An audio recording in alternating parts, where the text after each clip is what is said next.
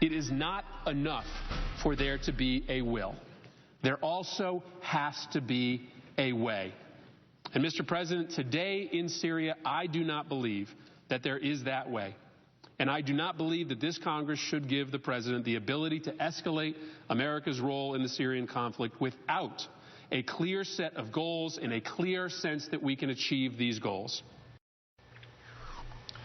You were listening to Connecticut Senator Chris Murphy speaking there on the Senate floor this week. He is one of a handful of liberal Democrats who are challenging the president to request authorization for intervention in Syria, and one of just 3 senators, along with Utah's Tom Udall and Kentucky Senator Rand Paul, to vote in committee against providing arms to the Syrian rebels. Senator Murphy, a member of the Foreign Relations Committee, is joining us now from the Capitol. Senator, thanks for your time. The president has said that he believes the only way to get rid of Assad and reach a political settlement in Syria is for the U.S. to help build up the rebel groups. I want to show you first what he said in Berlin and then get your thoughts. Take a listen. Some of the stories that have been out there publicly have, I think, gotten a little overcranked in terms of the idea that somehow the United States is preparing to go all in and participate in another war. What we want to do is end a war. Senator, what is your response? What's your response to the president? Didn't something fundamentally need to change on the ground to force the regime to the bargaining table in the first place?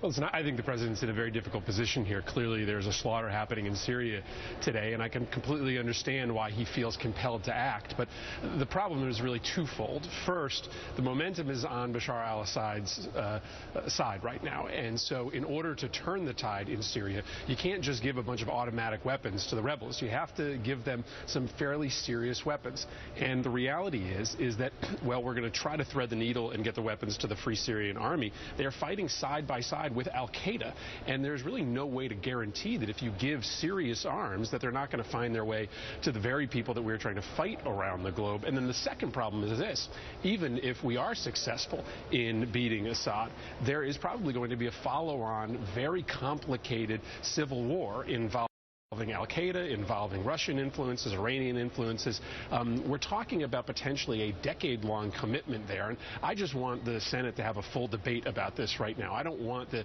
U.S. to go into what is potentially a 10-year commitment without talking about it. And Senator, so let me bring up what you've said. In a new petition that your office put out, you bring up Iraq as you talk about extended commitments. You tweeted the following: the question on Syria, you wrote, that we didn't properly ask and answer in Iraq, Afghanistan. What is our end game and how do we get there? So is the U.S. in danger of another Iraq and Syria? Is that what you're suggesting? Well, I can't imagine our endgame is just to overthrow Assad. Our endgame has to be to put into Damascus a stable government that's going to end up supporting U.S. interests and fighting extremism.